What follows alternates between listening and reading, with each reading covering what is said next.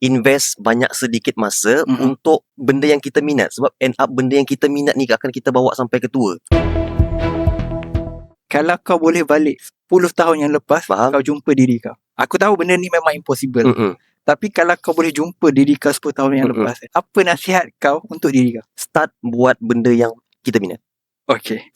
Invest banyak masa sedikit. Bukan bermaksud kita tinggalkan semua, tidak. Faham. Okay. Invest banyak sedikit masa untuk benda yang kita minat. Sebab end up benda yang kita minat ni akan kita bawa sampai ke tua. Faham. Career is career. Faham. Itu cuma 9 to 5 job. Alright. Betul tak? Okay. Untuk kau hidup je. Faham. Tapi lepas tu untuk kau pengisian jiwa. Betul tak? Faham tak? Kita tak nak jadi zombie lah. Kita tak nak jadi zombie yang kau 9 to 5, kau robot, balik tidur and everything. Habis lah. Tahu mati. Betul. Sebab lepas kau pension nanti kau nak buat apa? Faham. Ataupun kalau kau kena buang kerja ke apa benda kan, kau nak buat apa? Tak ada backup plan. Tak ada apa backup plan. Faham. At least kalau kau ada invest maybe 50% kepada benda yang kau minat, mungkin kau habis kau kerja. Okay. Kalau ataupun kau kena buang, kau ada boleh kau ada kau ada backup ni yang kan, betul tak? Faham.